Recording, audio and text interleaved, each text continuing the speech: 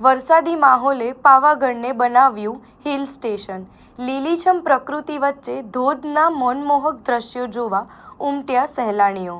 પંચમહાલ જિલ્લાના વિશ્વવિખ્યાત યાત્રાધામ અને પ્રવાસસ્થાન સ્થળ પાવાગઢમાં ચોમાસાની મહેરબાની બાદ કુદરતે અદ્ભુત સૌંદર્ય પાથર્યું છે।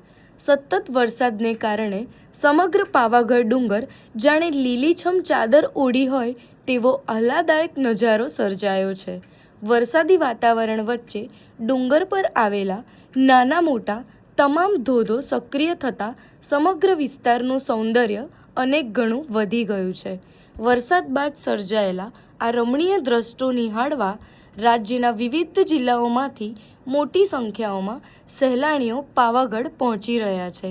ધોધમાંથી વહેતું સ્વચ્છ પાણી, હરિયાળીથી છવાયેલો ડુંગર અને ધુમ્મસથી ઘેરાયેલું વાતાવરણ પ્રવાસીઓને હિલ સ્ટેશન જેવી અદ્ભુત સહાનુભૂતિ કરાવી રહ્યું છે। કુદરત પ્રેમીઓ માટે પાવાગઢ હાલ આકર્ષણનું મુખ્ય કેન્દ્ર બન્યું છે।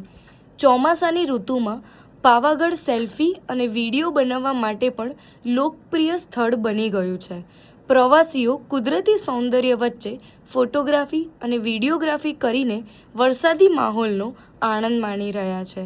ખાસ કરીને યુવા વર્ગમાં પાવાગઢના આ મનમોહક દૃશ્યો સોશિયલ મીડિયા પર પણ આકર્ષણનું કેન્દ્ર બન્યા છે।